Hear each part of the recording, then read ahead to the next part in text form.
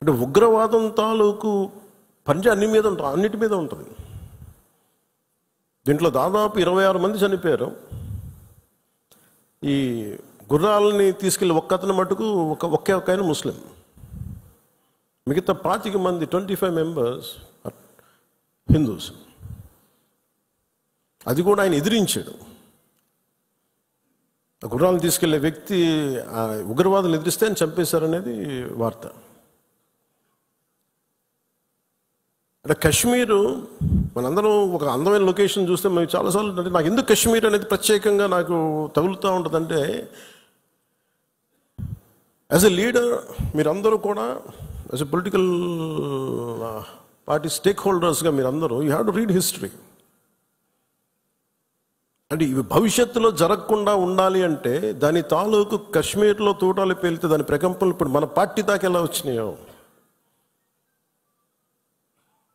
ఇది దేశం అంతా ఇట్లాగే ఉంది పరిస్థితి. అంటే ఒక వాస్తవాన్ని వాస్తవంగా చెప్పడంలో తప్పే ఉంది అన్నాను. మన జర్నలిస్టులు కూడా మాట్లాడుతూ ఉంటే ఒక వర్గం మీద ఇంకో వర్గం అంటే మీరు ఎందుకు ఇంత లోపాయికారిగా మాట్లాడతారన్న.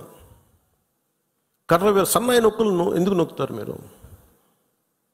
When you are targeted based on your religion, let us say it. చెప్దాం దాన్ని. అంత మాత్రాన ద్వేషం అని కాదు, ఉగ్రవాదుల మీద కోపం అది.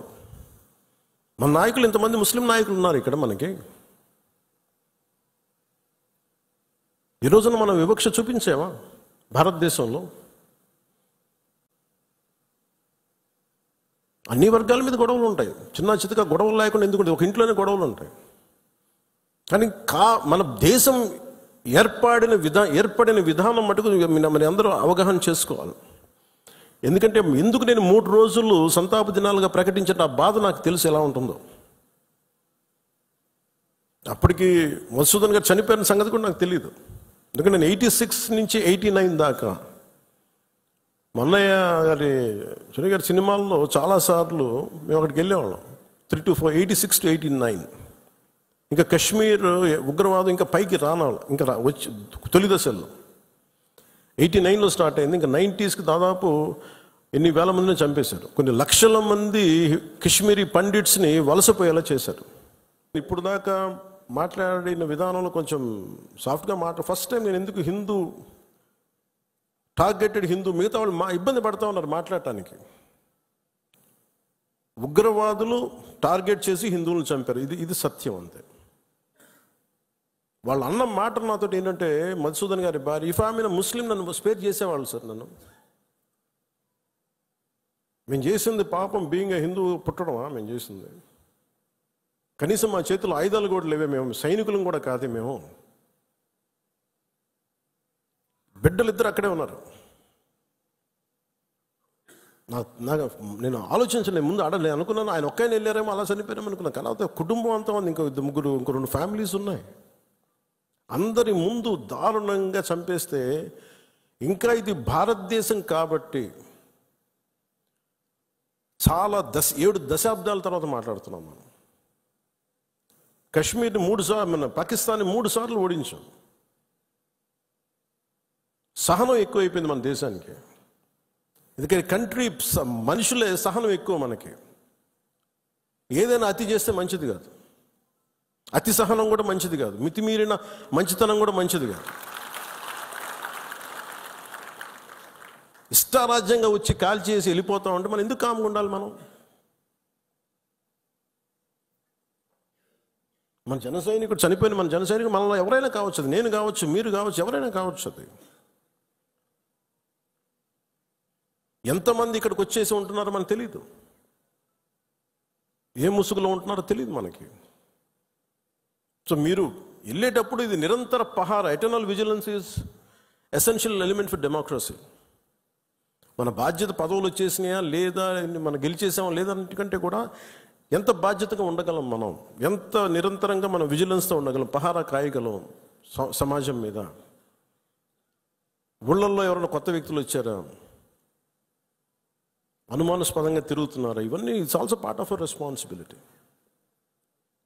సో నాకు ఇది 3 సార్లు యుద్ధం ఓడిపోయిన తర్వాత మన మంచితనం ఇంకా అర్థం చేసుకుంటే ఇలాగ వచ్చి ఇళ్లలోకి వచ్చి చంపుతారు. షికారుకి వెళ్తే, సరదాకి వెళ్తే చంపేస్తారు.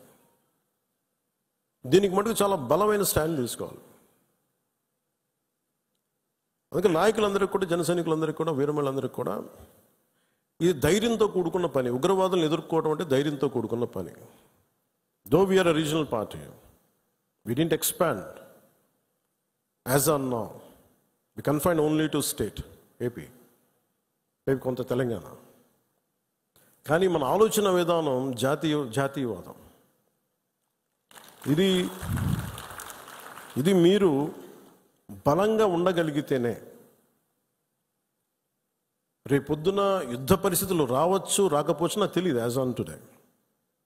బట్ కొన్ని 7 అంశాల మీద నిర్ణయాలు తీసుకున్నారు. ముందు వాటర్ ఆపారు. అంటే కొంతమంది మాట్లాడుతారు, కొంతమంది లీడర్స్, ఎంత లౌకికవాదం, ఎంత సెక్యులరిజం అంటే అందరికీ, ఎంత సెక్యులరిజం అయిపోయిందంటే అందరికీ. నేను అనేది మన కంట్రీ స్లోగనే సత్యమేవ జయతే. Unlike America, in God we trust అంట. 3 కోట్ల దేవతలు ఉన్న దేశాలలో మన సత్యాన్ని నమ్ముతాం, కానీ మన అమెరికాలాగా ఇన్ గాడ్ వి ట్రస్ట్ ఒక దేవుడిని పెట్టలేదు మన దేశంలో. We are beyond religion, we are beyond God. Truth is eternal. సత్యం అంటే ఏంటి? ఒక తప్పుని తప్పుగా చెప్పడం, ఒప్పుని ఒప్పుగా చెప్పడం. If I make a mistake, I'll say, I admit it, it's a mistake. Constant కరెక్షన్లో ఉండాలి. ఎటర్నల్ ట్రూత్ అది. అలా కాకుండా ఇంత 26 మంది చనిపోతే మత ప్రాతిపాదికని చంపినా కానీ మన సెక్యులర్ వాదులు, సో కాల్డ్ సూడో సెక్యులరిస్ట్, వాళ్ళు ఏం మాట్లాడుతున్నారు? మతవాడికి చంపలేదంటారు. చనిపోయిన మధుసూదన్ గారి భార్య, అందరూ వాళ్ళ అబద్ధాలు చెప్తారు. వాళ్ళు పాకిస్తాన్ని ప్రేమిస్తా అంటారు. వీళ్ళందరూ ఇక్కడ భారతదేశంలో కూర్చొని మీరు పాకిస్తాన్ని ప్రేమిస్తుంటారు. మొన్న కొంతమంది నాయకులు డిబేట్లో మాట్లాడుతుంటే చూస్తున్నాను. మీరు పాకిస్తాన్ అంత ప్రేమిస్తే దయచేసి పాకిస్తాన్కి వెళ్ళిపోండి, ఇక్కడ ఎందుకు? పాకిస్తాన్ మీద మీకు అంత ప్రేమే ఉంటే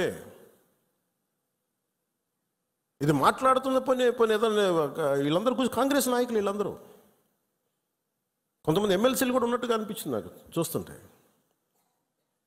ముఖ్యంగా సౌత్ నుంచి ఉన్నారు కొంతమంది సీనియర్ కాంగ్రెస్ నాయకులేం. కాంగ్రెస్లోనే విభేదం ఉంది.